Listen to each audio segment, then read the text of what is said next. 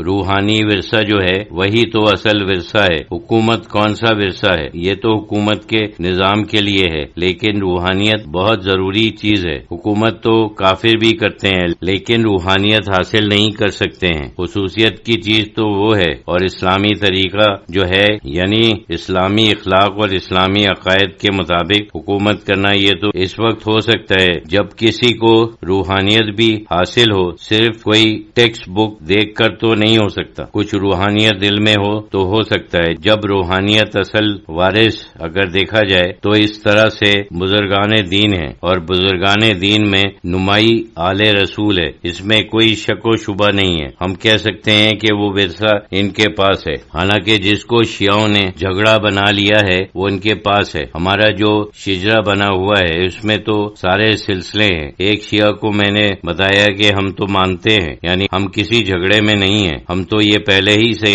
مانتے ہیں کہ حضرت علی کرم اللہ وجہ ہمارے روحانی امام ہیں، وہ خلیفہ ہیں. لیکن یہ ہے کہ وہ رسول اللہ صلی اللہ علیہ وسلم کی روحانیت کے خلیفہ ہیں. دنیاوی حکومت وہ تو کبھی کسی کے پاس ہوتی ہے، کبھی نہیں ہوتی. کسی مصلحت سے کبھی کسی کم درجے کے آدمی کو ملتی ہے، وہ مصلحتیں ہوتی ہیں. کبھی اس میں قبائلی باتیں ہوتی ہیں. بعض لوگ کچھ زبردست ہوتے ہیں حکومت میں، کچھ فوجی اچھے ہیں، اور ہزار باتیں ہوتی ہیں جو روحانیت سے علاوہ ہیں. لیکن روحانی شخص جو ہے اصل خلیفہ تو وہی ہے. پھر جھگڑا کیا ہے؟ کوئی جھگڑا نہیں. کہتے ہیں کہ حضرت ابو بکر صدیق رضی اللہ تعالیٰ عنہ، حضرت عمر رضی اللہ تعالیٰ عنہ، حضرت عثمان غنی رضی اللہ تعالیٰ عنہ سب صحابی تھے، بلند درجے کے صحابی تھے. اس وقت اللہ تعالیٰ کی یہی مشیت تھی کہ وہ حکومت کریں، اور انہوں نے بڑی اچھی حکومت کی. حضرت علی نے اگر شروع میں حکومت نہیں کی تو حضرت علی جیسی بلند شخصیت کے لیے یہ تو کوئی حیران کن بات نہیں ہے، کسی افسوس کی بات نہیں ہے. جس وقت حکومت آپ کے سامنے پیش کی گئی تو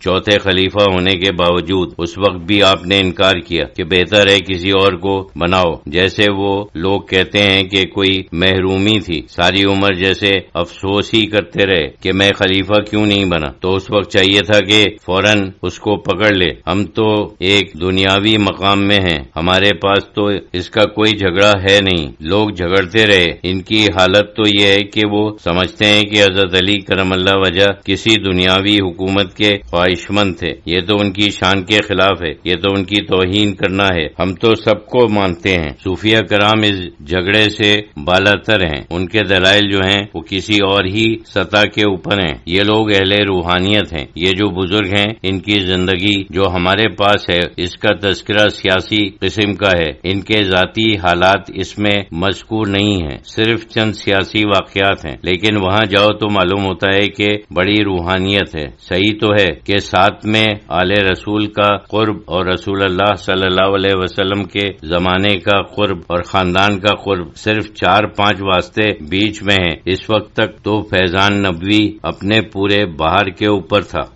بروز اتوار مورخہ 17 نومبر 1974 عیسوی حضرت شہید اللہ فریدی رحمت اللہ علیہ کی علالت کے بعد بہت عرصے ملفوظات کا سلسلہ منقطع رہا. پچھلے اتوار یعنی 10 نومبر کو حضرت صاحب رحمت اللہ علیہ نے ذکر کی اہمیت اور اس کے طریقے کی بابت ارشاد فرمایا. اسی سلسلے میں آج حضرت صاحب رحمت اللہ علیہ نے فرمایا کہ پچھلی دفعہ ذکر کی بات ہو رہی تھی. ذکر ایک بہت لمبا مضمون ہے، کبھی ختم ہونے والا مضمون نہیں ہے. لیکن ایک نقطہ ہے جس کا ذکر تربیت الاشاق میں ہے کہ وَذِكْرُ اللَّهِ كَثِيرًا لَكُمْ مُفْلِحُونَ، جیسا کہ قرآن شریف میں ہے اللہ کو یاد کرو کثرت سے تاکہ تم کامیاب ہو. اس کے کیا معنی ہیں؟ کثرت کے کیا معنی ہیں؟ حضرت شاہ صاحب رحمت اللہ علیہ نے اس موقع پر یہ فرمایا تھا کہ کثیر کے معنی کم از کم آدھے سے زیادہ کے ہیں، یعنی اگر 24 گھنٹے میں سے 12 گھنٹے سے زیادہ ذکر ہو تو وہ کثیر ہوگا، نہیں تو وہ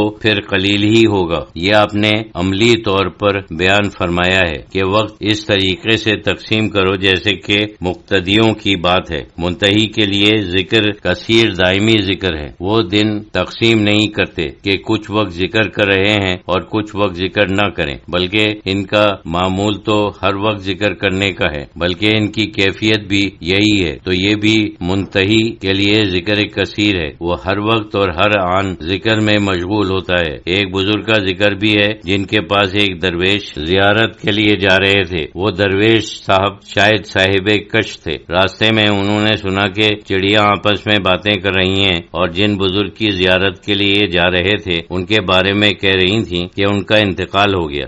وہ بہت مایوس ہوئے، لیکن کیونکہ سفر پر روانہ ہو چکے تھے اس لیے انہوں نے سوچا کہ چلو وہاں جا کر قبر پر فاتحہ وغیرہ پڑھ لیں گے۔ لیکن وہ جب وہاں پہنچے تو دیکھا کہ وہ بالکل صحیح سلامت ہیں۔ انہوں نے جب ان بزرگ سے اس کیفیت کا ذکر کیا جو ان کو راستے میں ہوا تھا تو ان بزرگ نے جواب دیا کہ وہ کشف بالکل صحیح تھا، کیونکہ جیسے تم نے یہ بات سنی تھی اس دن میں اللہ کی یاد سے غافل ہو گیا تھا، یعنی اللہ کی یاد میں کچھ وقفہ ہو گیا تھا۔